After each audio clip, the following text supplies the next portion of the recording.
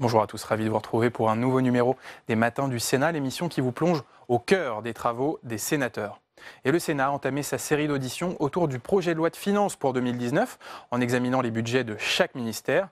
Et ils auditionnaient hier Bruno Le Maire sur le budget de son ministère de l'économie et des finances pour l'année 2019, un ministère qui fait partie des perdants de ce budget puisque 280 postes vont être supprimés. D'une manière générale, le déficit du budget de la France se creuse par rapport à 2018. Il s'élève à 2,8% de la richesse nationale. Une hausse du déficit due à une mesure en faveur des entreprises. La transformation du CICE, le crédit d'impôt compétitivité emploi, en baisse de charges pérennes pour les entreprises, ce qui représente une dépense de 19 milliards d'euros. Je vous laisse regarder cette audition de Bruno Le Maire. Le premier choix, c'est celui du rétablissement de nos finances publiques. Donc nous avons pris un certain nombre de mesures qui vont nous permettre, d'ici la fin du quinquennat, d'avoir 5 points de dette publique en moins, 3 points de dépenses publiques en moins par rapport à la richesse nationale et 1 point de prélèvement obligatoire en moins. C'est l'engagement qui a été pris par le président de la République devant les Français et dont je suis le garant comme ministre des Finances. Ces choix-là, ils ont déjà permis, je le rappelle, de sortir la France de la procédure pour déficit public excessif. Ce n'était pas arrivé depuis 10 ans. Ils ont permis d'inverser des tendances qui sont sans appel. En 10 ans, le niveau de dette publique, il est passé de 64% à 98%. Le niveau de dépenses publiques, il est passé de 51 à 55%. Et le niveau de prélèvement obligatoire a suivi exactement la même tendance. Donc on peut discuter de la rapidité du rétablissement de nos finances publiques. En revanche, ce qu'on ne peut pas discuter, c'est que ce gouvernement inverse la tendance pour permettre le rétablissement des finances publiques. La deuxième grande orientation qui est absolument vitale à nos yeux, c'est de retrouver une prospérité française pour tous les Français et sur tous les territoires. Mais cette prospérité, elle ne doit pas être fondée sur toujours plus de dépenses publiques et donc toujours plus de dettes et au bout du compte, toujours plus d'impôts. Elle doit être fondée sur l'amélioration de la compétitivité de nos entreprises pour qu'elles puissent créer des richesses, investir et au bout du compte, créer des emplois. Et ce renversement stratégique que nous opérons, forcément, il prend du temps. Il demande du courage, puisqu'il nous demande, par exemple, en termes d'emploi, de renoncer aux emplois aidés au profit des emplois dans le secteur marchand, donc c'est forcément plus long à venir. Et parce qu'il suppose de faire le pari de l'innovation et de l'investissement qui, forcément, donne plus de temps et demande plus de temps pour donner des résultats. Mais à mon sens, c'est la seule voie, à moyen et à long terme, pour rétablir notre économie française et lui permettre de continuer à jouer les premiers rôles au niveau européen comme au niveau international. De ce point de vue-là, je vois les derniers chiffres de croissance, 0,4 au troisième trimestre, c'est 0,2 en moyenne dans la zone euro, et ça doit nous permettre de tenir nos engagements sur le projet de loi de finances en termes de croissance, mais ça doit aussi nous inciter à faire encore mieux. Parce qu'on voit bien que même si la croissance française aujourd'hui est solide, nos entreprises peuvent faire mieux, la croissance française peut faire mieux, si nous gardons cette stratégie de compétitivité de nos entreprises, d'innovation et d'investissement. Alors bien entendu, cette stratégie elle nous amène effectivement à réduire un certain nombre d'aides publiques.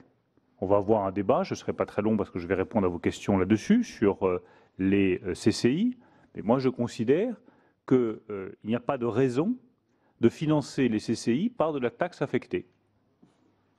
On peut le faire pour un certain nombre d'activités des CCI, je pense en particulier au centre de formation des apprentis, on peut le faire pour un certain nombre d'écoles de commerce, mais pour le reste, regardez l'empilement des mesures.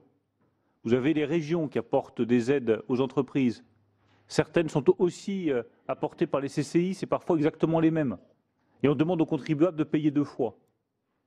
Donc moi j'estime qu'effectivement, il faut avoir le courage de réinventer les CCI, c'est ce que nous faisons, en leur disant que pour une part de leur activité, elles devront se financer par des prestations qu'elles font aux entreprises et qu'elles financent auprès des entreprises.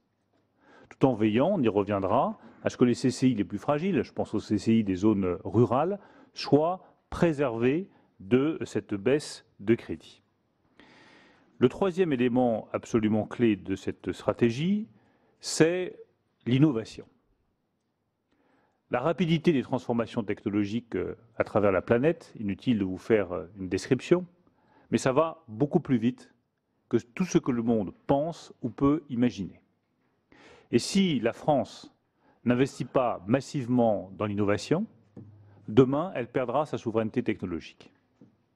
Pour que ce choix-là ait un sens, d'abord, il doit être fait en utilisant tous les leviers à notre disposition. Nous avons modifié la fiscalité sur le capital, justement pour dégager des moyens pour investir dans l'innovation et que nos entreprises soient plus profitables pour investir.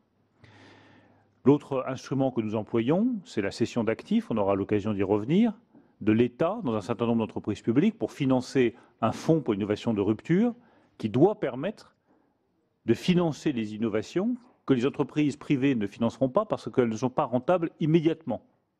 Le lanceur renouvelable en matière spatiale, personne n'y croyait, ça a été financé largement par l'État américain, mais c'est ce qui permet aujourd'hui aux lanceurs spatiaux américains privés d'être plus rentables que ce que peuvent faire aujourd'hui les lanceurs européens. Et c'est la même chose pour le stockage des énergies renouvelables, c'est la même chose pour l'intelligence artificielle.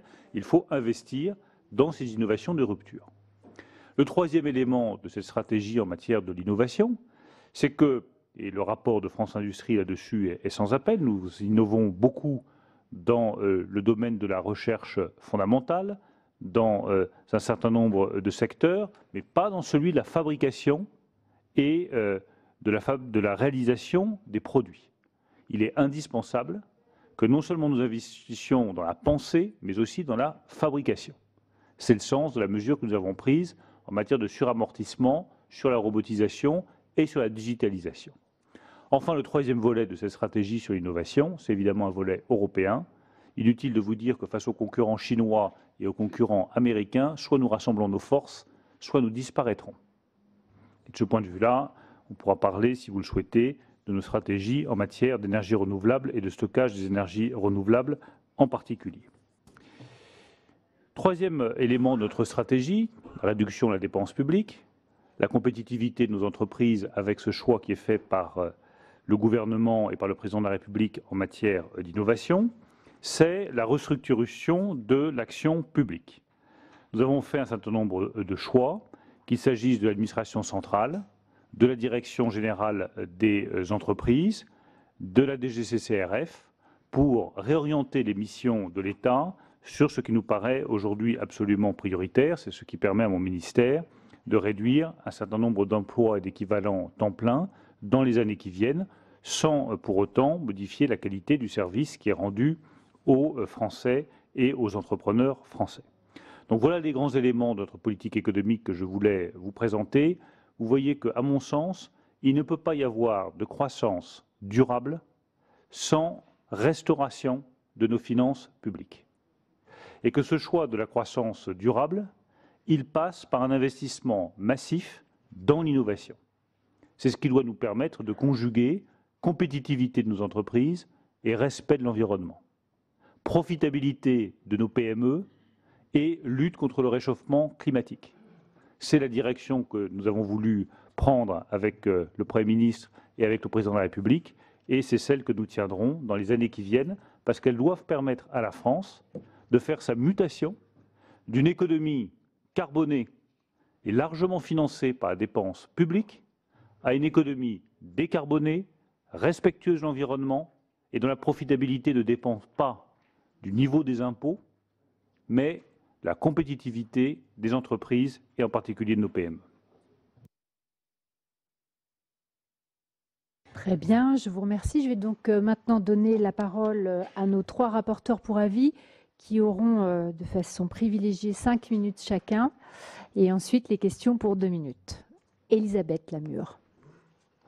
Ensuite Anne-Catherine et ensuite Martial. Merci. Par galanterie. Merci Madame la Présidente. Monsieur le Ministre, je souhaiterais aborder 3 points en lien avec la mission économie. Vous parlez tout d'abord du FISAC. C'est un dispositif auquel nous tenons beaucoup au Sénat et particulièrement peut-être dans notre commission. Or, depuis des années, nous assistons à la mort lente du FISAC, qui a pourtant une histoire solide. Mon souvenir personnel, c'est la LME de 2008 qui avait fléché une part importante de la TASCOM, c'était je crois 100 millions d'euros, pour alimenter le FISAC. Et je rappelle que la TASCOM est la taxe sur les surfaces commerciales qui a été créée justement pour compenser l'atteinte faite au petit commerce par le grand commerce. Or, le PLF 2019 marque bien la fin du FISAC. Le gouvernement explique que le FISAC n'est plus un instrument efficace d'aide au commerce compte tenu de son montant. Mais évidemment, il ne peut pas être efficace puisqu'on lui coupe en quelque sorte les vivres. Et ça me paraît tout à fait contradictoire quand le gouvernement indique faire une priorité de la revitalisation des centres-villes. Dire que le financement du commerce doit désormais relever des seules régions, compte tenu de leurs nouvelles compétences économiques, revient à nier le rôle de l'État dans les territoires, qui pourtant doit pouvoir intervenir pour compenser certains déséquilibres.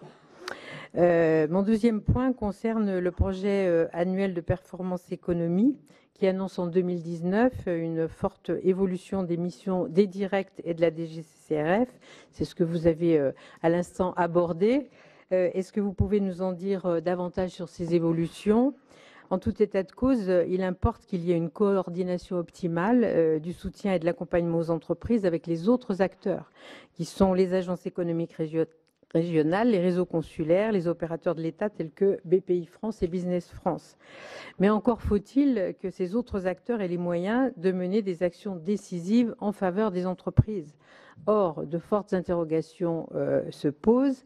Après la saignée continue des financements publics des réseaux consulaires, seront-ils encore en état demain d'assurer leur mission d'accompagnement ?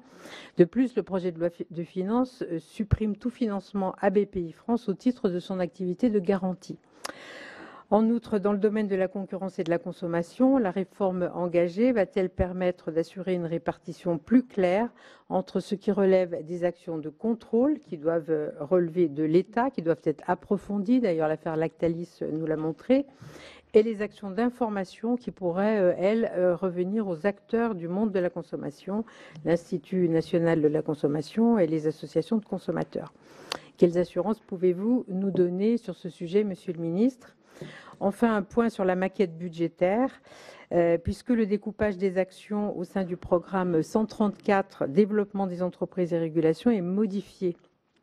Plusieurs actions sont ainsi regroupées, en particulier les actions commerce, artisanat, services, entreprises industrielles et tourisme sont fondues dans une nouvelle action plus large qui s'appelle désormais industrie et services. Alors le gouvernement explique que cette mesure par le souci d'améliorer la lisibilité des actions et d'information du Parlement. Or, j'ai exactement le sentiment inverse puisque nous n'avons plus la lisibilité qui permettrait au Parlement de flécher précisément les financements, donc nous perdons de nos prérogatives. Au-delà de cela, comme vous nous invitez à aborder des questions d'actualité, récemment, le Conseil constitutionnel s'est prononcé par rapport au projet de loi Egalim, mais il n'a pas rejeté comme un cavalier la mesure de suppression très prochaine du matériel plastique dans la restauration collective. Or, vous n'ignorez pas l'impact de cette mesure sur toute l'industrie de la plasturgie. J'ai bien noté que cette disposition de l'Assemblée nationale avait été adoptée contre l'avis du gouvernement. Est-ce que vous pensez, Monsieur le Ministre, vous saisir prochainement de ce sujet ? Je vous remercie.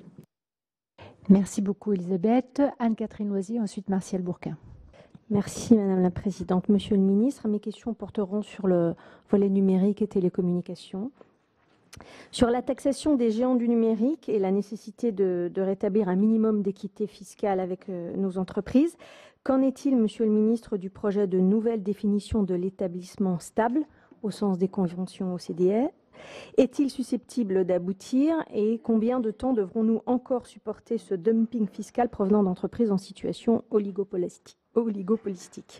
Sur le règlement Platform to Business, qui impose donc des obligations de transparence aux plateformes dans leurs relations avec les professionnels utilisateurs et qui est actuellement en cours de négociation au niveau européen, Pouvez-vous nous dire où en est-il? Il ne faudrait pas qu'il se fasse à minima. La France plaide-t-elle pour étendre son champ d'application aux systèmes d'exploitation tels qu'Android ou OIS, ou encore aux assistants vocaux ou aux moteurs de recherche? Nous savons tous, l'enjeu est majeur, il est de rééquilibrer le rapport de force entre ces géants du net et nos entreprises. Sur le volet de l'Agence de la cohésion des territoires, dans le schéma, l'Agence du numérique serait absorbée par cette nouvelle Agence de la cohésion des territoires, à l'exception de la mission French Tech. 3 ans après la création de cette agence, quelle est la plus-value d'une telle réorganisation? Que deviendra la mission French Tech? Et s'agissant des 2 autres missions de l'Agence du numérique, ne craignez-vous pas qu'un tel projet soit en quelque sorte contre-productif? Et enfin, pensez-vous exercer ou exercerez-vous une co-tutelle sur cette agence? 2 questions de fiscalité. Le gouvernement prévoyait de proposer une exonération temporaire de l'IFER mobile sur les stations installées dans le cadre du dispositif de couverture ciblée, donc pendant les 5 ans suivant leur installation, pour les stations installées jusqu'en 2022. Sauf erreur de notre part, cela ne figure pas actuellement dans le PLF, donc est-ce un oubli? Dans la même idée sur la TOCE qui pèse sur les opérateurs de communication électronique et qui finançait jusqu'à maintenant France TV, alors que ce n'est plus son objectif. Donc, quelle est donc à ce jour la justification de cette TOCE qui est maintenue? Et enfin, s'agissant de l'accès des parlementaires aux documents publics, pouvez-vous, Monsieur le Ministre, vous engager à nous transmettre l'accord sur la couverture mobile du territoire qui a été conclu en janvier dernier avec les opérateurs et qui a fait l'objet d'un avis favorable de la CADA, ainsi que le rapport de la mission d'inspection relatif au réseau d'initiatives publiques, les RIP. Merci. Beaucoup Anne-Catherine. La parole est à Martial Bourquin et ensuite Jean-Pierre Moga. Donc Martial pour 5 minutes maximum et ensuite Jean-Pierre 2 minutes. Monsieur le ministre, plusieurs questions. La première, c'est la scierie Ascoval, actuellement menacée de fermeture. On a vu des prises de position, notamment du président de région des Hauts-de-France, qui demande à l'État de faire tout ce qu'il faut pour sauver cette aciérie. Et quand l'État le veut, il peut. Je me rappelle l'affaire PSA, où les choses étaient au moins aussi graves. Quand l'État veut prendre ses responsabilités, il peut empêcher une fermeture programmée comme ça se présente. Sur le projet de loi de finances 2019, Monsieur le ministre, les autorisations d'engagement des crédits d'intervention de la mission économie baissent de moitié, ce qui limite la capacité d'action à engager des actions à moyen terme de soutien aux entreprises. Et au sein de la mission économie, l'action dédiée à l'industrie a disparu. Ce qui complique, excusez-moi, une lisibilité très difficile concernant les crédits dédiés aux entreprises industrielles. Parmi les dépenses d'intervention de l'action industrie et services, seuls 5% des crédits vont directement aux entreprises. C'est une situation qui se dégradera avec la rationalisation des aides aux entreprises que vous annoncez. Une question brute, Monsieur le ministre, quand je dis brute, c'est pourquoi l'industrie est-elle la grande absente du budget général que vous présentez aujourd'hui? Elle est brute, mais en même temps, quand on lit le budget, inévitablement, on peut s'interroger. Pourquoi le gouvernement ne consacre-t-il pas tous les moyens nécessaires à la relance des investissements des entreprises, alors que cet investissement est indispensable à la transformation de nos filières industrielles? Avec Elisabeth Lamure, il y avait eu un amendement voté à l'unanimité du Sénat. On l'avait présenté pour le groupe de gauche, Elisabeth, sur le suramortissement. On a vu que les députés l'ont présenté et qu'il a été voté. Bien sûr, on s'en félicite. Une question toute simple.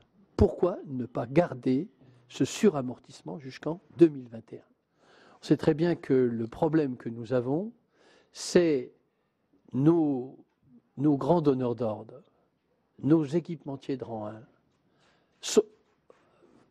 poussent à terme leur rationalisation, mais surtout leur modernisation dans l'économie est l'industrie du futur. La difficulté, c'est pour les ETI, la difficulté, c'est pour les PME, TPE. Ils ont besoin de cette mesure d'un suramortissement dans la durée. On a fait avec mon collègue Châtillon, Alain Châtillon, des propositions comme un livret industrie.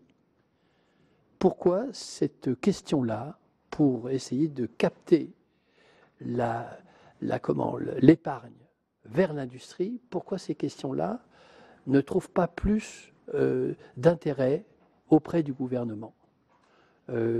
Voilà une série de questions. On a abordé tout à l'heure en question d'actualité la question de la fiscalité des carburants. Et j'ai vu que sur la fiscalité des carburants, concernant les entreprises, il y a des baisses considérables, ce qui va se traduire par des hausses de production et un taux de marge très réduit. Il y en a qui le montent à 2,48 points de taux de marge, en moins avec les décisions que vous prenez concernant la fiscalité des carburants. Voilà, c'est un chiffre colossal. Vous savez que l'industrie française accuse un écart de 4 points de marge vis-à-vis de sa voisine allemande. Est-ce que ces décisions fiscales ne risquent pas de gêner considérablement notre industrie? Merci beaucoup, Martial. Je félicite parce que même pas 5 minutes. Bravo. La parole est donc à Jean-Pierre Moga pour 2 minutes et ensuite Noël Rossan.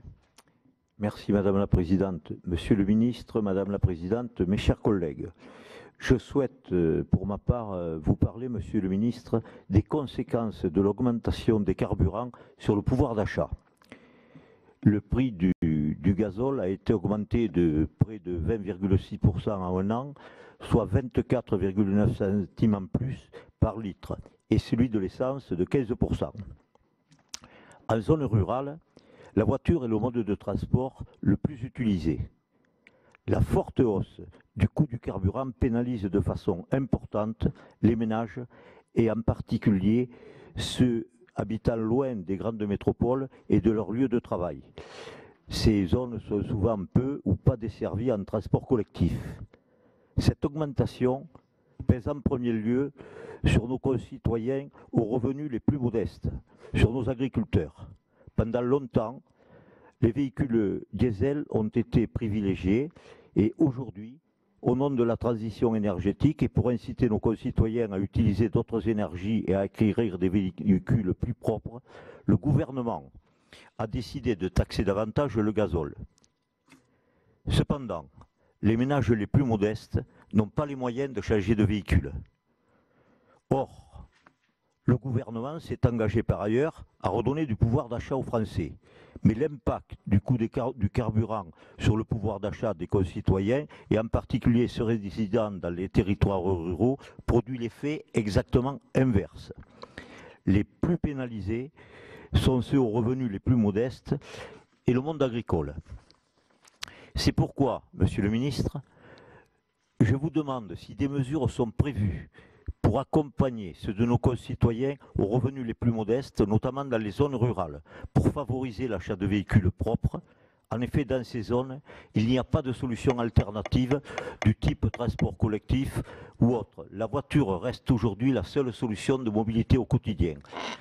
Enfin, ne pensez-vous pas que ces augmentations vont accroître la fracture entre la France rurale et les métropoles? Je vous remercie. Merci beaucoup Jean-Pierre. Pardon d'avoir rappelé à l'ordre.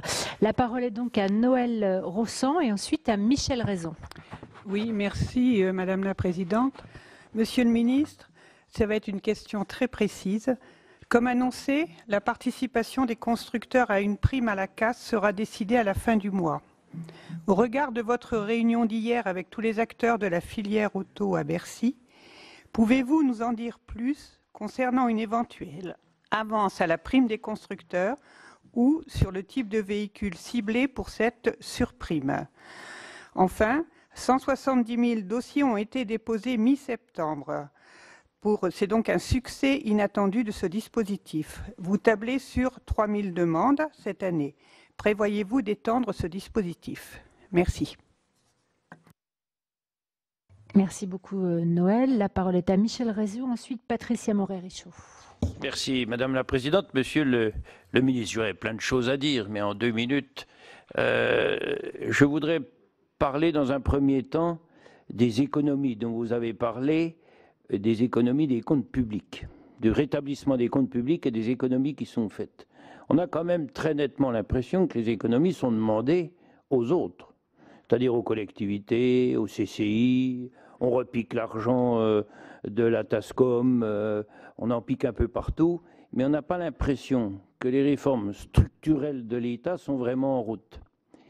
Et lorsque on observe la façon dont sont gérés les grands dossiers de l'État, il n'y a pas de changement. Une commune est généralement très bien gérée. Elle fait même beaucoup d'économies. Les conseils départementaux aussi, les régionaux l'étaient peut-être un peu moins parce qu'ils étaient un peu plus éloignés du peuple. Et quand je regarde comment est géré un dossier de construction de gendarmerie, c'est un drame. Le coût de gestion du dossier d'une gendarmerie, si je pourrais en faire un livre, j'en ai suivi quelques-unes quand même, mais il n'y a rien de changé, tout fonctionne comme avant. Et lorsqu'on regarde toutes les agences qui servent à rien, les comités qui ne se réunissent pas, et qui existent toujours, ça a été dénoncé par la Cour des comptes, mais même la FIT gère moins de 2 milliards d'euros aujourd'hui, et il y a une gestion à part. Donc on est dans une gestion catastrophique de l'État, c'est pas de votre fait, parce qu'il y a longtemps que c'est comme ça. Et les fonctionnaires qui sont au-dessus de vous vous disent on a toujours fait comme ça, ils nous répondent toujours ça.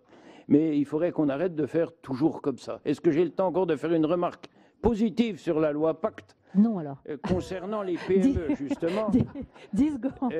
Où il est question de revoir le système des seuils. C'est une bonne chose, puisque c'est un des freins au développement de nos PME. Mais j'ai regardé un peu le texte. Je pense qu'on peut faire encore un peu plus simple et de ne pas faire des systèmes où on revient en arrière au bout de 5 ans, machin. Il y a encore des systèmes un peu compliqués. Simplifier, ça coûte rien et ça donne de la compétitivité. Merci Michel, je vois qu'il y aura des amendements en prévision. La parole est donc à Patricia Morey-Richaud et ensuite à Laurent Duplomb. Merci Madame la Présidente. Monsieur le Ministre, mes chers collègues, ma question concernera le TODE. Donc les dispositifs d'allègement de charges pour les employeurs de main-d'œuvre saisonnière visent à limiter le différentiel de compétitivité des producteurs français par rapport à leurs principaux concurrents.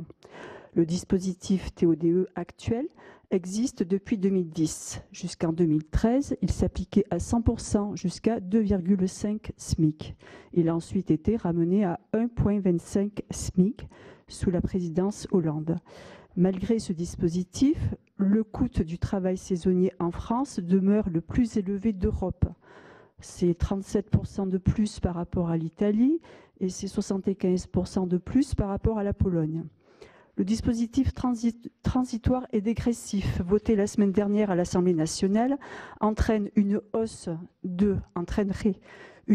de 10% de plus du coût de la main-d'œuvre d'ici au 1er janvier 2021 et donc une augmentation de 6,5% du coût de production pour les agriculteurs.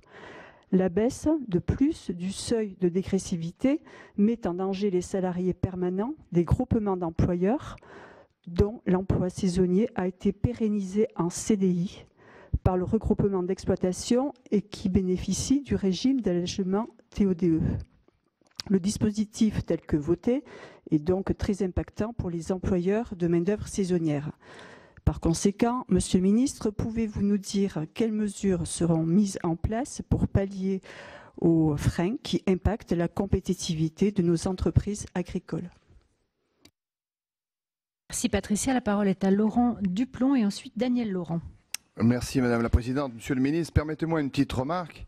Vous supprimez le TODE pour les agriculteurs et aujourd'hui vous venez en audition devant le Sénat avec une quinzaine ou une vingtaine de fonctionnaires. C'est vrai que le paradoxe est un peu particulier. Permettez-moi d'abord vous dire, par rapport au rétablissement des finances publiques, moi je suis assez cartésien et en étant agriculteur, je compte facilement les éléments. 1. Le déficit annoncé pour 2019 dans le PLF n'aura jamais été égalé à près de 100 milliards d'euros. 2. Le déficit commercial de la France est à 63,5 milliards quand il était qu'à 48,3 milliards en 2016. Les pronostics pour 2018 seront à moins 70 milliards. La suppression de la taxe d'habitation, comme vous l'avez faite, pour les 10 milliards de suppression de taxes d'habitation, c'est plus de 6 milliards et demi qui seront dans le déficit et dans la dette publique.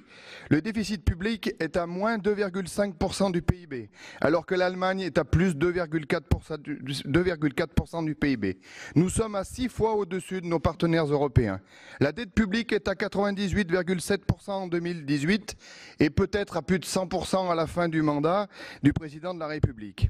Le déficit pour 2018 est à 80 milliards d'euros, ou va être à près de 80 milliards d'euros, ce qui encore alourdit la dette française de ce montant-là. Le niveau de la fiscalité est le plus élevé de toute l'Europe. Nous avons dépassé encore cette année, le Danemark était juste devant nous. Nous sommes la championne, la France, des dépenses publiques de l'OCDE, même la masse salariale augmente de plus de 1,6%, et alors qu'il nous était annoncé une diminution de 50 000 fonctionnaires. L'augmentation des dépenses publiques est 2 fois plus rapide qu'entre 2010 et 2016. Le chômage, nous sommes à le 24e rang européen, juste devant l'Italie, l'Espagne et la Grèce. Alors Montesquieu écrivait « Les gens de mon pays », il disait même « J'aime les gens de mon pays parce qu'ils ne sont pas assez savants pour raisonner de travers ».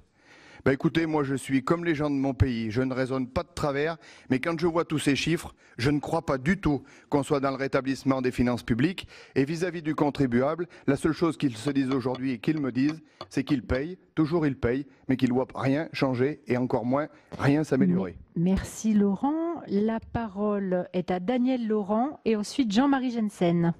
Oui, Monsieur le Ministre, si nous partageons tous votre volonté de contrôler la dette et de réduire les dépenses publiques, force est de constater que vous mettez fortement en contribution les contribuables et les collectivités. Alors je ne veux pas répéter tout ce qui a été dit, puisque nous avons parlé tout à l'heure de la taxe d'habitation et cette réforme qui va coûter très cher, mais je crois que vous avez décidé que ce déficit soit assumé par une dette supplémentaire. Je ne veux pas en rajouter sur le malaise que vivent tous les Français actuellement. Et tout à l'heure, notre collègue en a parlé sur les territoires ruraux, l'augmentation des carburants. Et je voudrais que vous preniez conscience, vous, Monsieur le Ministre, qui avez défendu à une époque, dans d'autres conditions électorales, la ruralité, que vous preniez conscience que le monde rural grogne. Les Français grognent, les Français ne sont pas du tout satisfaits de ce qui se passe actuellement. Et d'ailleurs, dans cette augmentation des taxes, le rapport spécial du Sénat sur la transition écologique du projet de loi de finances 2018 indiquait que les 3,9 milliards d'euros de recettes supplémentaires en 2018, seuls 184 millions de TICPE seront alloués au compte d'affectation spéciale transition énergétique. Donc c'est bien significatif. Et je voudrais aussi vous rappeler, quant aux entreprises du bâtiment, et ça a été dit tout à l'heure par Martial, les entreprises du bâtiment et des travaux publics composées pour 80% de PME, dépendant aux 2/3 de la commande publique, elles nous ont fait connaître leurs vives inquiétudes sur les conséquences de la suppression du taux réduit de la fiscalité sur le gazole non routier. D'ailleurs, c'est une décision qui n'a fait l'objet d'aucune concertation. Et le dernier point, j'en rajouterai une couche sur les chambres de commerce, puisque les chambres de commerce, nous qui sommes dans des territoires ruraux, on voit l'importance qu'ont les chambres de commerce dans ces territoires ruraux. Je crois que vous n'en prenez pas conscience, vous n'assumez pas cette responsabilité, et je peux vous assurer que ça va être un drame sur notre proximité, sur la ruralité. Vous qui avez été un candidat défendant la ruralité, aujourd'hui, vous êtes un ministre pénalisant la ruralité. Merci beaucoup. La parole est à Jean-Marie Jensen et ensuite à Jean-Claude Tissot. Monsieur le ministre, Madame la Présidente, mes chers collègues, chaque semaine, nous le constatons sur le terrain, nos agriculteurs français sont inquiets.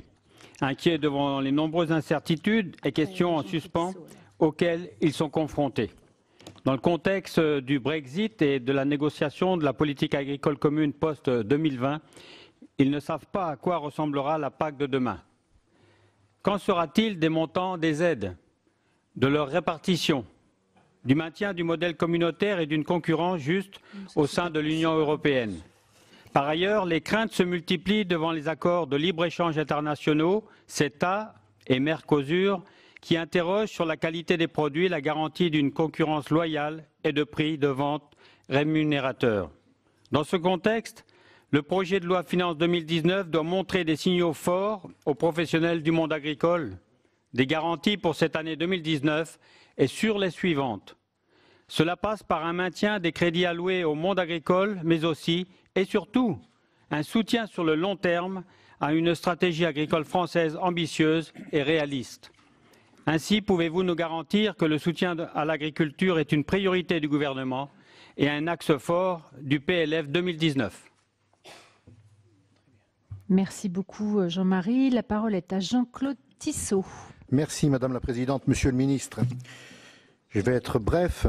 Je vais vous parler d'Engie. Dans le cadre du projet de loi Pacte, vous prévoyez la suppression du seuil de détention par l'État du tiers du capital d'Engie et donc qui risque d'ouvrir aussi le capital du GRT Gaz.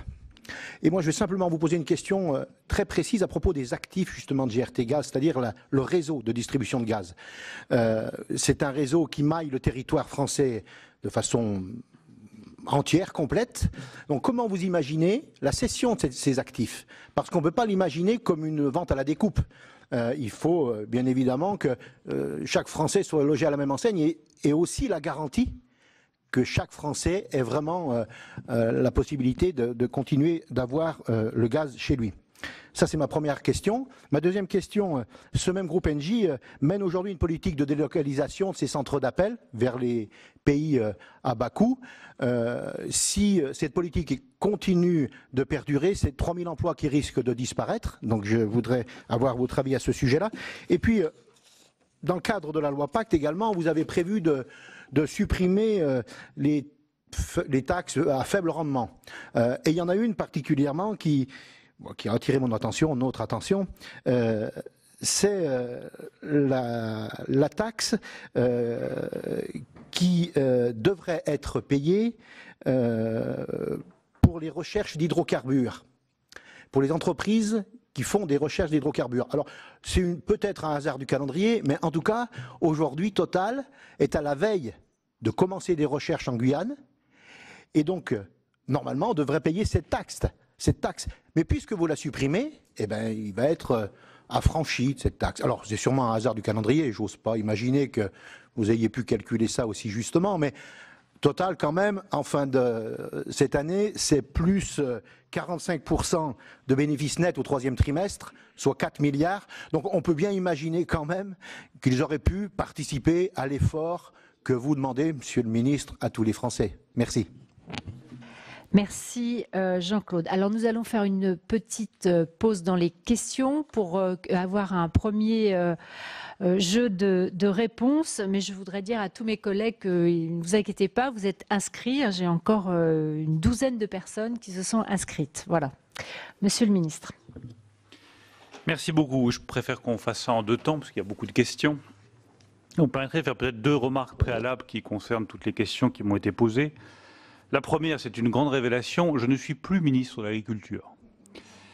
Donc je suis au regret de vous le dire, même si j'attache toujours autant d'importance au monde agricole et à la ruralité, que je suis ça de près. La preuve en est que nous avons fait une des réformes fiscales les plus importantes pour le monde agricole depuis très longtemps.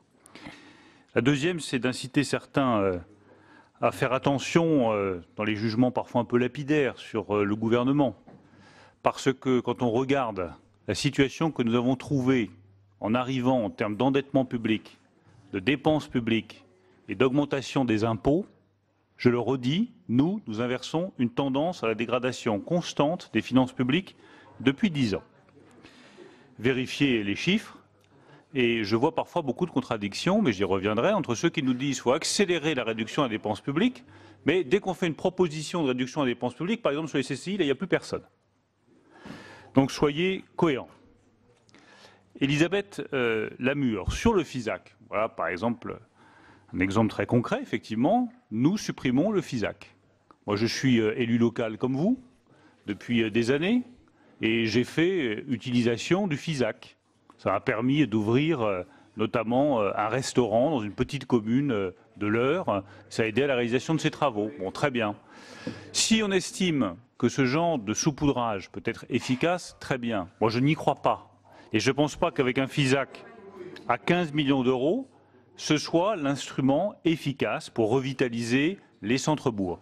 15 millions d'euros à répartir entre 36 570 communes, ça ne me paraît pas très efficace. Mais chacun ses choix, si vous l'estimez très bien. Moi, je continue à estimer que l'Agence nationale de la cohésion des territoires, d'un côté, et ce que font les régions, qui, elles, pour le coup, se sont totalement investies sur la revitalisation d'un certain nombre de territoires, je pense à l'Île-de-France, je pense à la Nouvelle-Aquitaine, je pense à la Corse, sera beaucoup plus efficace. Donc je maintiens que ça n'a pas de sens de maintenir un FISAC à 15 millions d'euros pour distribuer ici ou là des soutiens qui ne permettent pas d'avoir une politique globale.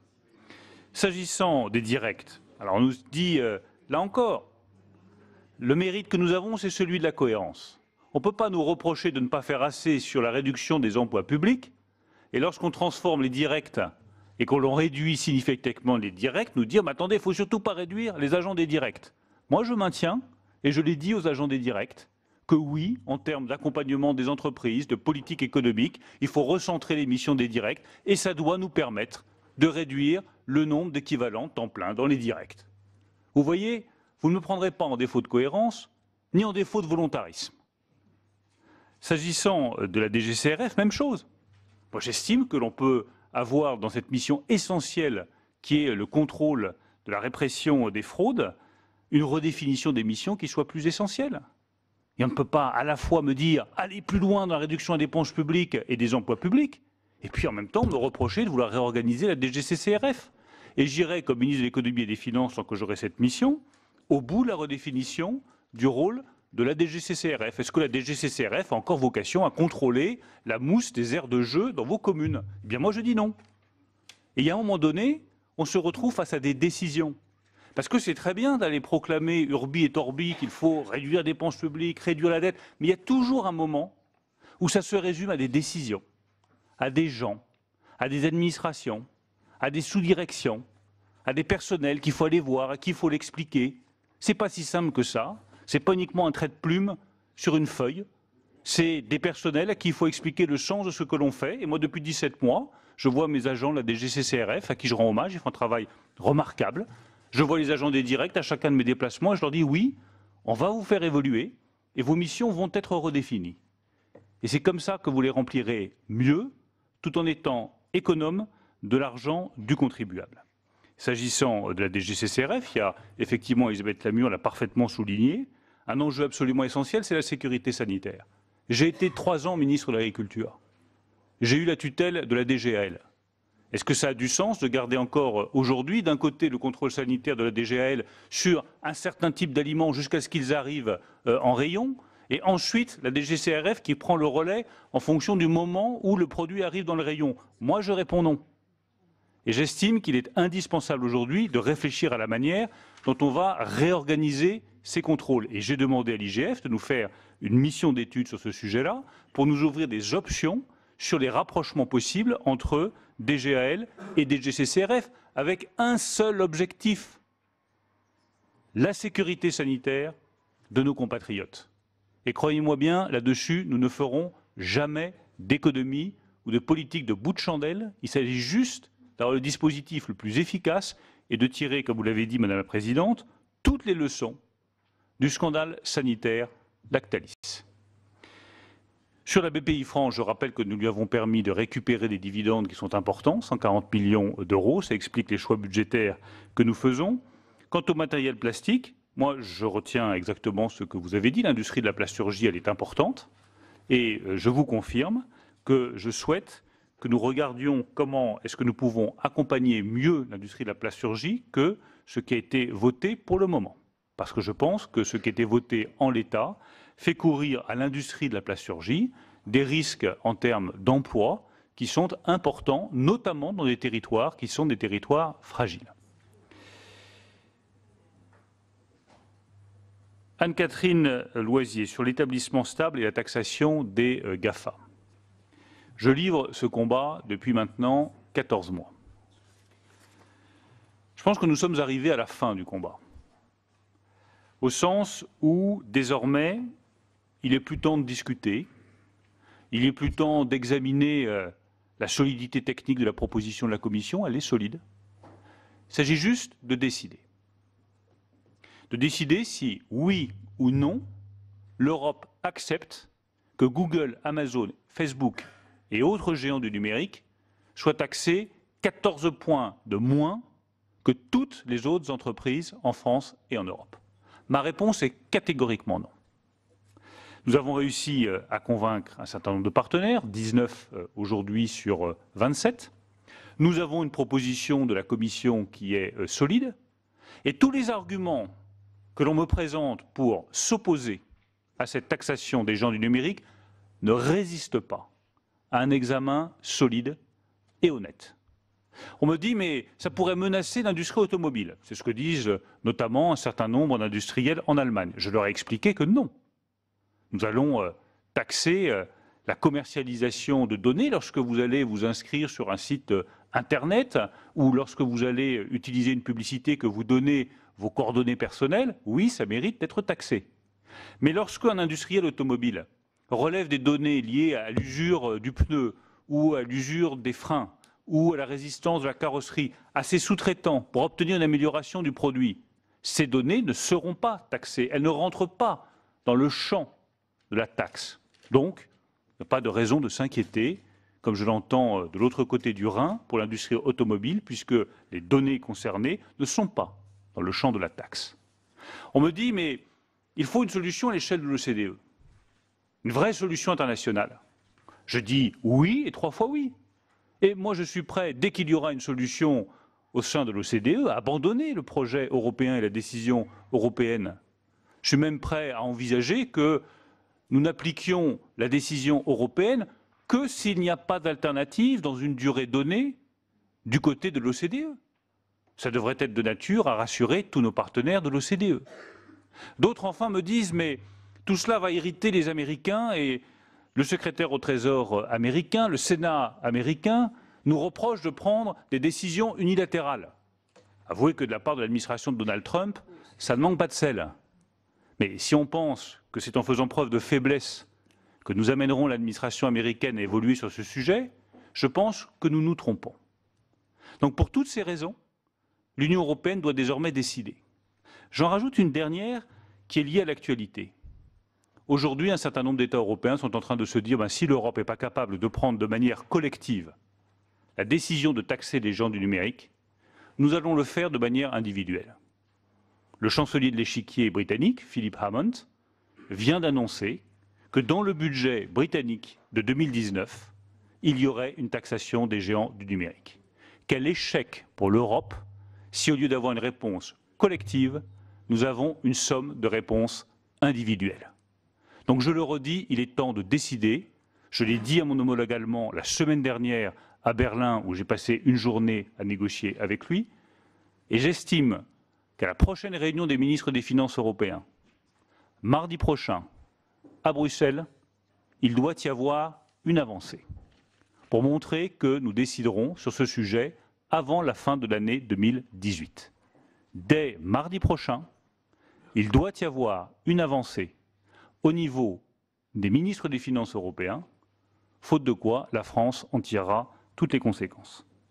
S'agissant de l'Agence de la cohésion des territoires, je vous confirme qu'effectivement, la mission French Tech n'est pas dedans, que Bercy continuera d'exercer cette co-tutelle sur cette mission et que nous aurons en 2019 toute l'opportunité de débattre de ce fonctionnement et du périmètre de l'Agence de la cohésion des territoires.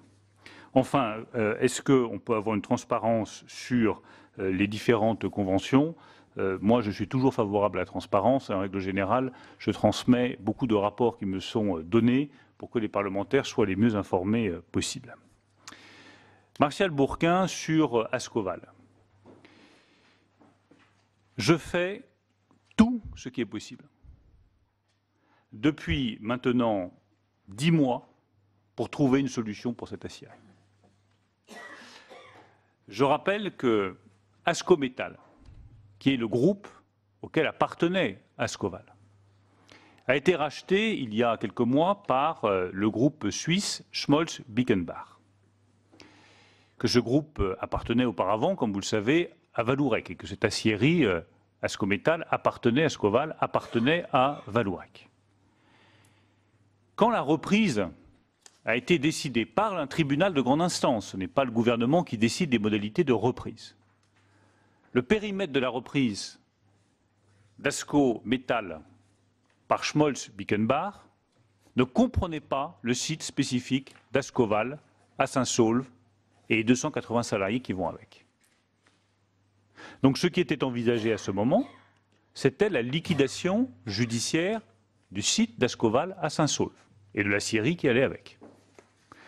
En février 2018, à la suite de cette décision du tribunal, et pardon d'être un peu long, mais comme j'entends parfois des raccourcis un peu faciles sur le rôle de l'État, je préfère rappeler ce qui a été fait. J'ai rassemblé tous les acteurs, les salariés de l'usine, les élus locaux, et je leur ai dit, on ne va pas laisser tomber l'aciérie. Il faut qu'on trouve un repreneur. Mais pour trouver un repreneur, il faut du temps. Et le temps, comme le dit le dicton populaire, c'est de l'argent. Donc il faut que Vallourec et Schmolz-Bickenbach s'engagent à racheter la production d'Ascoval dans l'attente d'un repreneur. Parce que là, tout seul, s'il n'y a personne pour acheter leurs produits, c'est la clé sous la porte et la liquidation judiciaire le lendemain.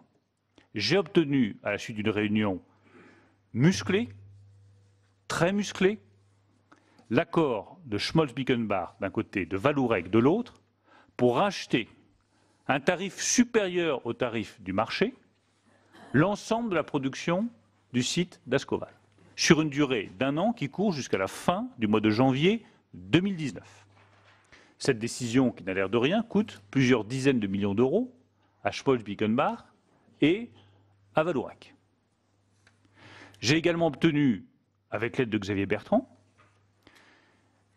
le même jour, la mise en place d'une fiducie de plus de 10 millions d'euros qui permet de mettre de côté l'argent nécessaire au cas où il n'y aurait pas eu de repreneur disponible et au cas où l'aciérie serait obligée de fermer, de façon à sécuriser l'accompagnement social des 280 salariés d'Ascoval.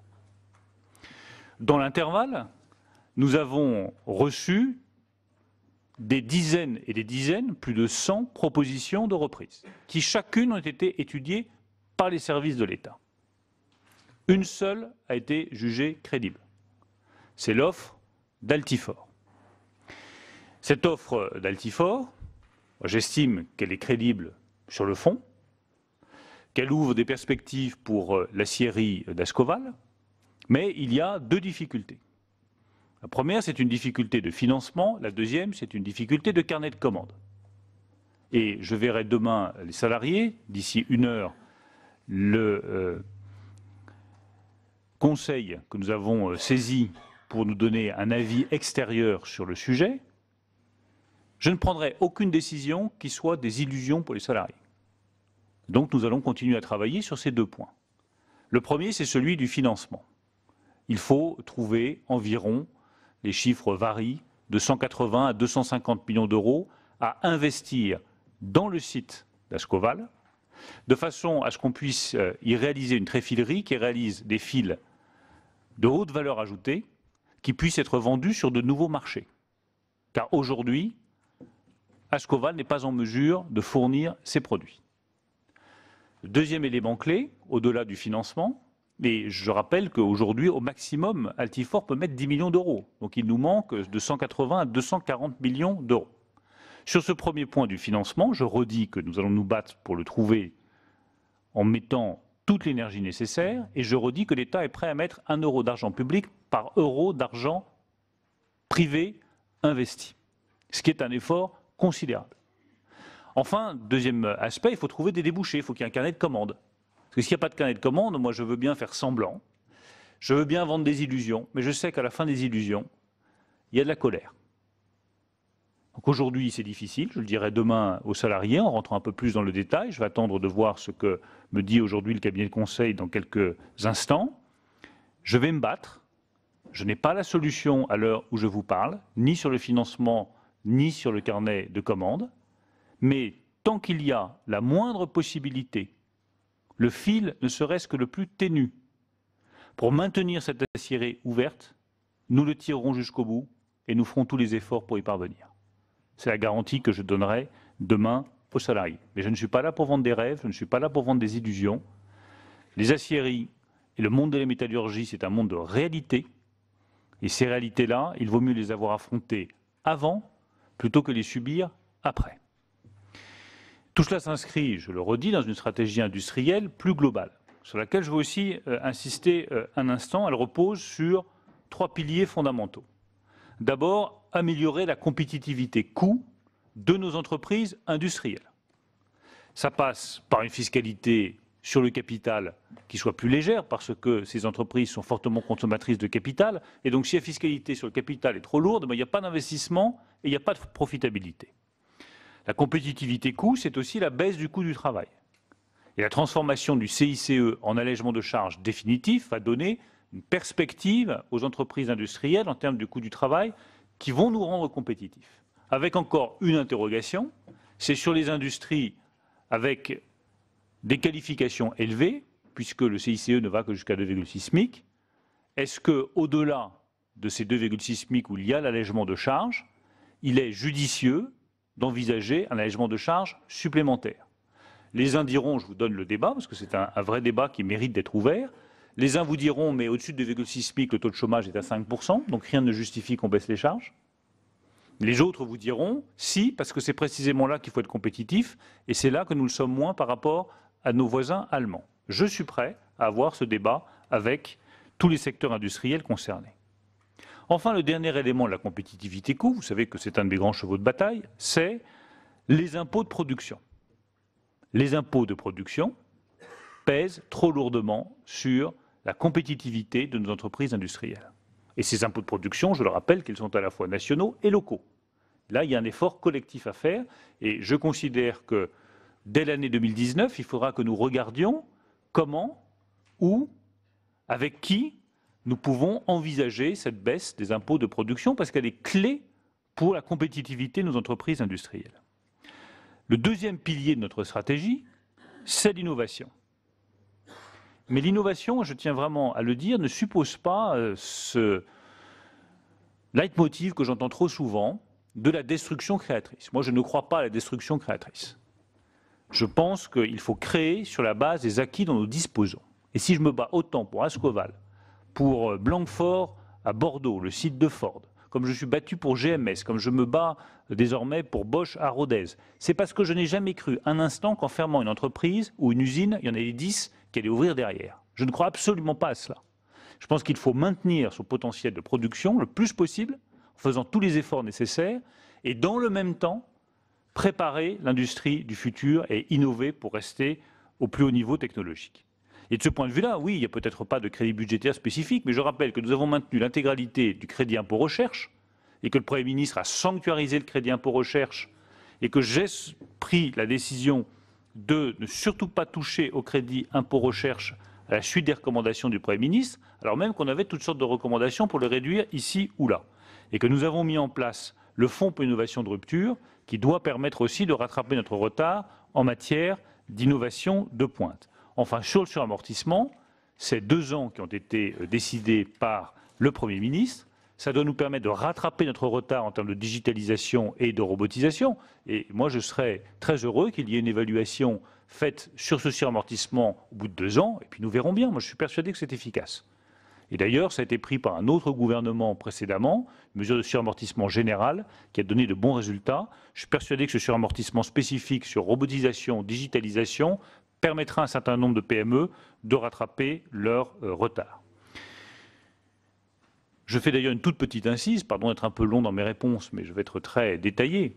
Quand vous regardez les différentes vallées industrielles françaises, certaines se portent remarquablement bien. Pourquoi? Parce qu'elles ont pris le train de l'innovation et qu'elles ont en matière de haute technologie une avance sur toutes les autres régions, voire tous les autres États européens. Prenez la vallée de l'Arve, prenez le décolletage. Dans cette vallée, et dans certaines industries, dans certaines usines, je ne vais pas les citer spécifiquement, on pourrait citer Beau Industrie et d'autres, vous avez des investissements qui ont été faits, non seulement sur la robotisation, non seulement sur la digitalisation, mais sur des outils d'intelligence artificielle apprenants.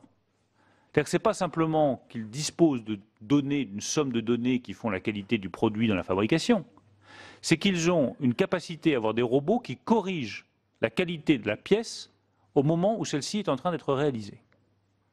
Aucune autre entreprise au monde, en termes de décolletage, ne dispose de cet outil. Et si ces entreprises-là font par exemple toutes les couronnes, ou presque, des montres de luxe les plus valorisés à travers la planète, c'est pour une simple et bonne raison. Ils ont l'outil technologique le plus pointu au monde. Et ils n'ont pas de problème de compétitivité, et ils n'ont pas de problème d'exportation, et ils n'ont pas de problème de plan de charge. Donc ça doit être un modèle. Inspirons-nous des bons modèles et des belles réussites françaises. Je pourrais citer l'industrie du médicament, je pourrais citer l'industrie du luxe, je pourrais citer la Glace Vallée en Normandie, je pourrais citer l'industrie aéronautique, je pourrais citer l'industrie de la nanotechnologie, je pourrais citer ST Micro. Il y a beaucoup d'autres entreprises, mais elles ont toutes un point commun. Toutes, sans exception. Un niveau d'investissement et d'innovation supérieur à celui de leurs concurrents. Donc c'est bien pour cela qu'il faut faire ce pari de l'innovation technologique en matière industrielle. Enfin, le dernier combat, le troisième pilier, c'est la formation. Parce que le drame de l'industrie française, nous en sommes tous responsables.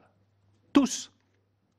L'industrie est dévalorisée dans les yeux des générations qui viennent. Et nos industriels peinent à trouver les qualifications dont ils ont besoin. Aujourd'hui, vous cherchez, je vais être là aussi très brutal dans mes propos, parce que je pense que c'est comme ça aussi qu'on se fait comprendre, vous cherchez un soudeur dans le domaine nucléaire, vous ne le trouvez pas. Pourquoi ? Parce que si vous regardez la liste des qualifications dont on a besoin dans le secteur de l'industrie nucléaire, qui, je le rappelle, est la deuxième filière industrielle de France, on a tellement dévalorisé le secteur nucléaire et tellement expliqué qu'il fallait mettre fin au nucléaire en France. Qu'est-ce que vous voulez? Nos enfants ils disent si c'est fini, c'est pas la peine d'y aller. Donc j'estime qu'il est indispensable d'expliquer, comme je le fais, que tout en développant les énergies renouvelables, qui sont extraordinairement porteuses, la filière nucléaire reste une filière d'excellence en France. Faute de quoi, elle mourra du manque de compétences. Parce que faire une soudure dans un environnement comme celui confiné d'un réacteur nucléaire, ça demande 5 années d'expérience minimum. Donc soit nous décidons collectivement que ça vaut le coup d'investir encore dans cette filière, et vous aurez les compétences et vous aurez les qualifications. C'est ce qu'il y a de plus facile. Tu connais la remarque, cher Michel. Qu'est-ce que je vais faire? Je suis ministre, je ne sais rien faire. Donc, en tout cas, certainement pas soudeur dans une entreprise nucléaire. En tout cas, la formation est probablement, à mes yeux, l'enjeu clé des années à venir en matière industrielle. Il y aura des initiatives qui vont être lancées, je pense à l'usine extraordinaire. Il faut que les soudeurs, les chaudronniers, les ingénieurs, les techniciens de maintenance, nous valorisions ces métiers industriels qui n'ont plus rien à voir avec ce qu'ils étaient hier, qui sont porteurs de formation, qui permettent à chacun de construire un vrai destin professionnel et qui doivent nous permettre de gagner cette bataille de la reconquête industrielle. Enfin, sur le GNR, pardon Marcel Bourquin d'être un petit peu long, je rappelle que nous sommes évidemment en discussion avec le secteur du bâtiment et des travaux publics. C'est les travaux publics spécifiquement qui sont les plus touchés, très précisément les entreprises de terrassement, à la fois pour modifier l'indice INSEE au début de l'année 2019, pour corriger les contrats en cours et voir quels sont les moyens de modifier les contrats qui ne comporteraient pas de clause de modification de façon à ce qu'ils ne soient pas impactés par cette hausse du GNR. Jean-Pierre Moga, sur le prix de l'essence, ça fait le lien avec la question aussi suivante de Noël Rocheland sur la prime à la construction. Nous avons une politique et nous ne changerons pas cette politique qui consiste à accélérer la transformation du parc automobile français. Mais je pense que nous pouvons améliorer, c'est ce que nous voulons faire, les dispositifs qui doivent permettre aux Français de changer de véhicule. Je rappelle que la prime à la conversion, il était prévu qu'elle conduise à l'achat de 500 000 véhicules sur la durée du quinquennat. On est déjà à 250 000 en une seule année 2018. Donc c'est la preuve que le dispositif est puissant et correspond à une attente. Ce que je souhaite, et je suis en discussion avec les constructeurs automobiles depuis hier avec François de Rugy sur ce sujet, c'est que cette prime à la conversion puisse toucher un nombre plus important de véhicules parce qu'elle serait abondée par les constructeurs automobiles eux-mêmes. Et je souhaite qu'elle ne soit pas abondée uniquement pour les nouveaux véhicules de nouvelle gamme que les constructeurs vont mettre sur le marché. Je pense en particulier à l'hybride rechargeable, parce que l'hybride rechargeable, c'est des véhicules qui sont haut de gamme et qui sont coûteux, mais que cet abondement puisse concerner aussi le changement de véhicule quand on reprend un véhicule d'occasion faiblement émetteur, même si c'est encore un véhicule à moteur thermique. Et j'insiste là-dessus parce que c'est le cœur de la négociation. Évidemment, ce serait simple d'obtenir des constructeurs qu'ils mettent une prime supplémentaire sur des véhicules hybrides rechargeables qu'ils vont mettre sur le marché l'année prochaine. Mais ça peut se comprendre. Mais dans la ruralité, où ce qui compte le plus, c'est d'avoir un véhicule faiblement émetteur avec un petit moteur thermique, j'aimerais aussi que les constructeurs fassent un effort spécifiquement là-dessus. Et ça fait partie de la discussion que nous avons actuellement. Michel Raison, est-ce qu'on peut faire plus sur la dépense publique? Oui, on peut toujours faire plus sur la dépense publique, je le reconnais bien volontiers, et répartir l'effort dans l'État, je le reconnais bien volontiers. Je veux juste dire que pour le ministère dont j'ai la responsabilité, l'effort qui est demandé est très important. Que ce soit sur la DGE ou sur la DGCCRF, je rappelle que sur la DGE, pour donner uniquement cet effectif, sur les effectifs déconcentrés de la Direction générale des entreprises, donc les directs, nous allons passer de 450 à 120 ETP. Donc c'est 330 ETP qui vont être supprimés.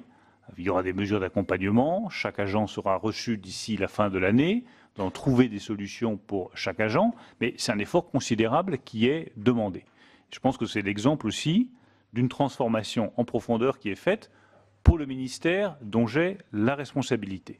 Et les CCI, c'est aussi un effort de transformation radical qui est demandé aux CCI, mais dont j'estime, après avoir discuté à plusieurs reprises avec eux, avoir vu beaucoup de présidents de CCI, qu'il est supportable. Et j'ai dit aux CCI que cet effort de transformation s'accompagne d'une redéfinition des statuts des personnels des CCI. C'est bien ça la bonne politique, c'est donner la souplesse et de la liberté aux présidents de CCI, de façon à ce qu'ils puissent recruter, financer différemment que ce qu'ils faisaient auparavant. On peut envisager, j'ai vu le CCI, président de la CCI du Morbihan, qui me dit, nous, on a contractualisé avec les collectivités locales. Et donc ça nous permet d'avoir aujourd'hui une sécurité absolue en termes de financement. On n'a pas de difficulté. À chacun de mes déplacements dans les départements, je rencontre les présidents de CCI. Et je considère que ce que nous proposons est jouable, qu'on peut jouer aussi sur le patrimoine immobilier des CCI, parce qu'après tout, tout le monde fait des efforts en matière immobilière. Les CCI qui ont 3,5 milliards d'euros de patrimoine immobilier peuvent et vont faire aussi un effort sur le patrimoine immobilier, mais j'estime que cette transformation en profondeur des CCI, elle est indispensable et elle doit être menée jusqu'au bout. S'agissant des seuils de pacte, nous regarderons pendant le débat, mais s'il y a des améliorations possibles, très bien. Je considère quand même que nous allons déjà très loin en supprimant le seuil de 20, en donnant 5 années au PME pour l'appliquer, mais si on peut mieux faire, ce sera l'objectif du débat sur pacte, d'améliorer le texte tel qu'il sera présenté aux sénateurs. Patricia Morhet-Richaud, sur le TODE. D'abord, je rappellerai que je suis le créateur du TODE. Donc, on peut toujours reprocher au ministre des Finances d'oublier les agriculteurs. Enfin, lorsqu'il a fallu à un moment donné tirer la sonnette d'alarme pour dire attention, les producteurs de fruits, les producteurs de légumes, les planteurs d'asperges, les viticulteurs ne s'en sortent pas parce qu'ils doivent faire concurrence à des pays comme l'Italie, l'Espagne ou l'Allemagne qui, eux, embauchent à des coûts qui sont très en dessous du SMIC, j'ai mis la mesure en place. Donc, j'ai conscience de ce que c'est important pour les agriculteurs. Et d'ailleurs, je me suis battu, Patricia le sait, pour que nous ayons une solution alternative. Donc il y a une solution alternative qui a été votée par l'Assemblée, avec une exonération totale des cotisations patronales de 1,1 à 1,6 SMIC en 2019 et en 2020, qui sera portée jusqu'à 1,15 SMIC en 2019, tout à fait. En 2019 uniquement. Je rappelle également que l'allègement renforcé de 4 points des cotisations sociales au niveau du SMIC sera appliqué dès le mois de janvier pour tous les agriculteurs, alors que c'est reporté au 1er octobre pour tous les autres secteurs économiques du pays. Je rappelle enfin que le secteur agricole n'est pas concerné par la hausse du tarif de TICPE sur le GNR. Et je rappelle, pour terminer, que nous avons mis en place une mesure sur l'assurance agricole qui était demandée depuis 15 ans par le secteur agricole et qui va permettre au secteur agricole, à chaque agriculteur, d'épargner jusqu'à 150 000 € sur une durée de 10 ans qu'il placera librement pour faire face à des éventuelles intempéries ou à des risques économiques sur son exploitation. C'est une demande, mais je comprends parfaitement, Monsieur Duplon, que vous réagissiez, mais moi, il se trouve que ça correspond à une demande qui a été faite par les agriculteurs depuis des années et des années. Je pense que nous y répondons. Je le dis très simplement. Enfin, je constate qu'en Haute-Loire, les élus sont très mobilisés contre le gouvernement. Visiblement, il y a un microclimat en Haute-Loire. Mais je maintiens que c'est une bonne mesure. C'est une bonne mesure, au Puy-en-Velay spécifiquement, c'est une bonne mesure pour les agriculteurs et qui est réclamée depuis très longtemps par les agriculteurs. Quant aux propositions de Monsieur le sénateur de Haute-Loire sur le déficit commercial ou sur la dépense publique, moi je suis tout à fait prêt à accepter ces propositions, mais sur la dépense publique, votez déjà ce que nous avons proposé. J'ai remarqué que vous n'avez pas voté le soutien à la diminution des emplois aidés. Nous avons réduit de 440 000 à 220 000, mais c'est une sacrée économie que nous avons faite, et ça devrait vous correspondre, puisqu'on réduit les emplois aidés qui sont financés par de l'argent public pour avoir des emplois dans le secteur marchand. Donc votez. Votez, monsieur le sénateur. Vous nous dites qu'il faut rendir plus la dépense publique. On fait 400 millions d'euros d'économies sur les CCI. Votez la réduction de dépenses publiques sur les CCI. Et vous verrez qu'on se sent intérieurement plus cohérent quand on vote les réductions de dépenses publiques qui sont proposées par le gouvernement, plutôt que de voter contre. Même chose sur le déficit commercial, je partage totalement votre avis. Mais alors allez expliquer à certains des amis de votre parti qu'augmenter le SMIC de 20%, comme vous le proposez, n'est pas la meilleure façon de rétablir la compétitivité des entreprises françaises, ni de gagner la bataille du déficit commercial. Ça ne me paraît pas la meilleure solution pour gagner la bataille de la compétitivité, mais là-dessus, je peux en discuter avec qui vous voulez. On ne peut pas m'expliquer d'un côté que le coût du travail est trop élevé et de l'autre proposer l'augmentation de 20% du SMIC, sauf à vouloir planter toutes les entreprises françaises sans exception. Quant au déficit commercial, là, je rejoins votre analyse, mais regardons le temps long. Qu'est-ce qui s'est passé? La France était une grande nation exportatrice, elle est devenue une nation déficitaire. Et c'est une évolution, tout gouvernement confondu, je ne suis pas là pour dire du bien ou du mal des uns ou des autres. La France a perdu la bataille de la compétitivité mondiale, de l'innovation, de l'offre, au cours des 25 dernières années passées. Moi, c'est le diagnostic que je porte. Les chiffres sont sans appel et la dégringolade a été rapide. En 1995, la France affichait un excédent commercial de 5 milliards d'euros. En 2000, zéro. En 2005, moins 30 milliards. Et depuis, c'est la dégringolade, jusqu'au chiffre que vous avez donné, 60 à 70 milliards d'euros.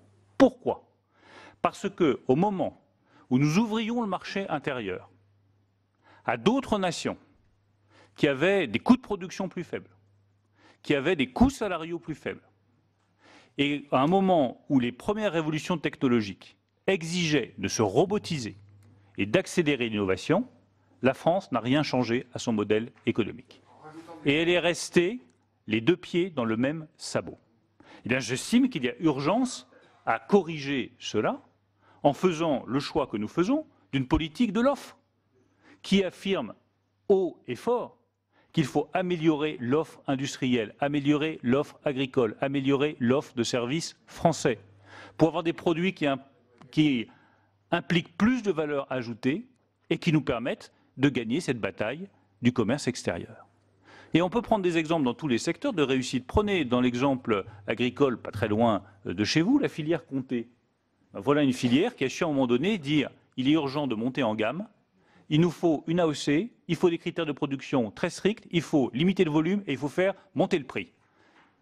Quand vous allez dans cette filière, elle exporte, elle dégage de l'argent, ça marche remarquablement bien, mais la tonne de lait là-bas, elle n'est pas à 320, 330 ou 350 euros. Elle est à 540 euros. Parce qu'il y a de la valeur. Et pour tous les produits français. Mais vous pouvez le contester, mais moi je le redis haut et fort. Mais je le vis aussi, et je vous le dis comme ministre de l'économie, la seule façon pour la France de gagner cette bataille de l'exportation et de la compétitivité, c'est de mettre de la valeur dans ses produits. Et nous ne mettrons de la valeur dans nos produits que si nous investissons, que si nous innovons, et nous ne pourrons investir et innover que si nous sommes capables de réduire nos coûts de production et de dégager des moyens en fonds propres qui permettront à nos entreprises d'être plus solides. En tout cas, c'est la stratégie économique que nous continuerons à suivre avec le reste du gouvernement, avec beaucoup de détermination dans les mois et les années à venir. Sur les chambres de commerce, je pense avoir répondu. Sur la PAC, Monsieur Jensen, je suis tout à fait prêt à aider sur les négociations PAC, mais il se trouve que je ne suis pas autour de la table du Conseil des ministres de l'Agriculture. Mais vous pouvez compter sur moi, en tout cas publiquement, pour continuer à défendre, bien entendu, la PAC. Quant à Jean-Claude Tissot sur Engie, je rappelle que le réseau de distribution de gaz, je vous rassure, ne sera pas concerné. C'est un actif stratégique et que l'État dispose d'une action spécifique dans Engie qui lui permet de garantir la protection de ces réseaux de distribution de gaz et de toutes les activités stratégiques qui vont avec. Monsieur le ministre, moi aussi je suis très heureux de pouvoir échanger avec vous. C'est très agréable, je vous le dis, d'avoir un ministre qui a une colonne vertébrale idéologique solide et qui assume. Et ce n'est pas le cas de tous les ministres qui sont assis à côté de vous dans ce gouvernement. Donc c'est vraiment, pour le coup, très bien. Moi, une seule question sur le CICE.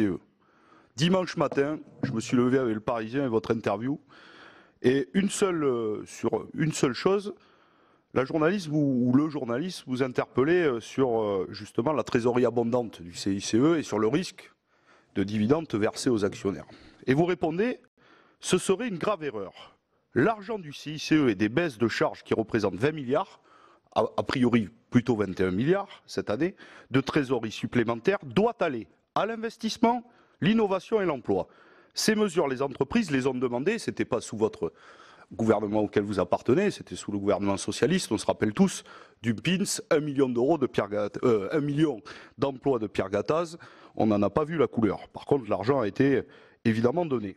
Et vous dites, nous ferons le bilan en 2020 et nous verrons si elles ont joué le jeu, sinon l'État interviendra. Mais monsieur le ministre, le bilan on le connaît, puisque France Stratégie pilote un comité de suivi et dit qu'entre 2014 et 2020, il y aura 99,3 milliards qui auraient été donnés de CICE, plus, à partir de 2019, les allègements de cotisations patronales, puisqu'elles seront versées en décalé. Donc on connaît. Et ce même comité de suivi dit, pour l'instant, ça sera entre 10 000 à 200 000 emplois. Vous voyez, la fourchette est haute. Donc en vérité, on voit que ça ne fonctionne pas, monsieur le ministre. Alors moi, j'ai une seule question. Est-ce que vous êtes prêt à ce que nous ayons un débat politique de haut niveau sur cette question ? Si les entreprises jouent le jeu, pourquoi pas, ayons le débat sur l'allègement des cotisations patronales. Mais si elles ne jouent pas le jeu, est-ce que là, nous sommes d'accord pour suspendre ces aides, si elles ne vont pas dans l'innovation, l'emploi ou l'investissement? Parce que nous avons des vraies questions, il y a eu plusieurs scandales, je vous ai d'ailleurs interpellé, je finis. Sur Carrefour, par exemple, bon, vous me répondez jamais à mes courriers, peut-être que la Poste fonctionne mal, mais sur Carrefour, je vous ai interpellé, combien de CICE a été versé? Plus de 150 millions et 4 000 à 5 000 emplois de supprimés. Trouvons-nous ça normal? Merci beaucoup, cher Fabien. La parole est à Daniel Grémier, ensuite Françoise Ferrat. Oui, merci. Merci Madame la Présidente, Monsieur le Ministre. Chers collègues, une réaction tout de suite, Monsieur le Ministre. Je pense que vous avez passé un peu de temps au CIAL et vous avez pu constater que les entreprises agroalimentaires, si elles veulent vendre et continuer de vendre des produits haut de gamme, il faut qu'elles soient capables aussi de vendre des produits de grande consommation.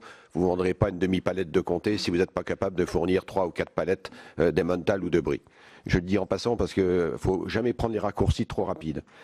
Je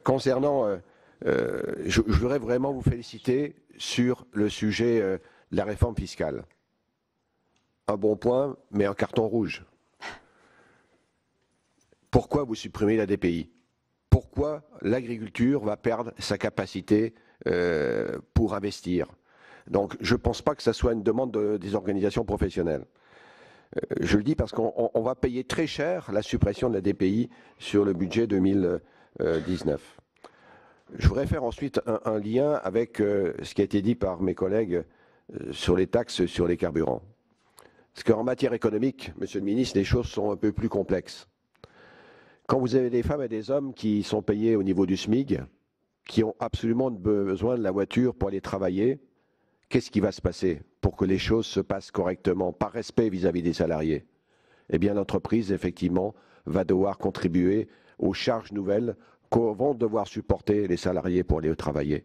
Donc, vous êtes en train d'handicaper l'industrie française, l'industrie qui a besoin de femmes et d'hommes, et beaucoup de respect pour celles et ceux qui font vivre notre économie.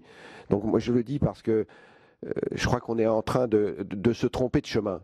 Et je termine, j'ai bien entendu votre propos, vous voulez restaurer la croissance. Restaurer la croissance et en même temps mettre des charges nouvelles en matière environnementale.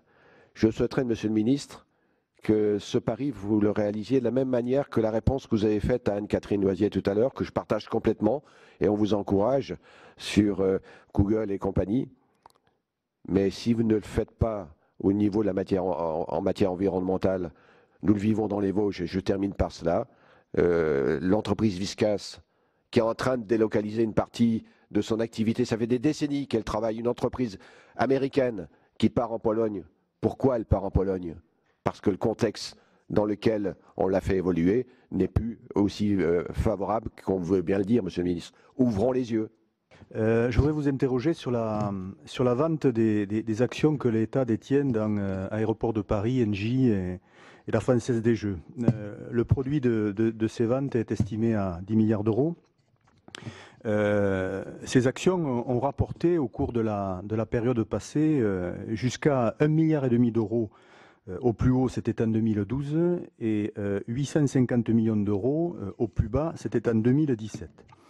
Placé, cet argent, ces ressources vont rapporter de l'ordre de 250 millions d'euros qui seront affectés, si j'ai bien compris, au fonds d'amorçage concernant la nouvelle économie. On passe donc d'un rendement actuel supérieur à 10% en moyenne sur la période à 2,5%. Où est la bonne opération, Monsieur le Ministre? Je regrette qu'on sacrifie ces fleurons dans l'objectif immédiat de diminuer la dette, qui pourrait, ça c'est vrai, effectivement passer le cap symbolique des 100% de PIB en 2019. Nous sommes contre ces ventes d'actions publiques, alors pas par principe, mais parce que c'est une mauvaise opération. À combien, Monsieur le Ministre, estimez-vous le bénéfice actualisé sur très longue période du produit des dividendes auxquels l'État va renoncer?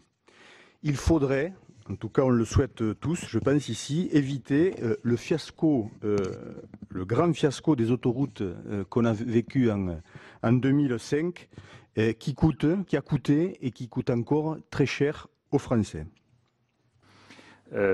Fabien Gay, sur le CICE, il y aura effectivement une analyse au-delà de celle qui est faite par le comité de suivi par les parlementaires.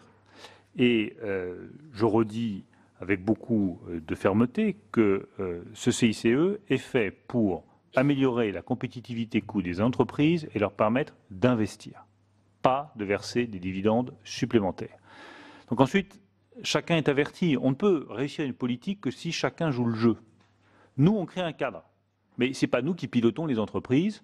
Ça dépend des salariés, ça dépend des entrepreneurs, ça dépend des patrons eux-mêmes.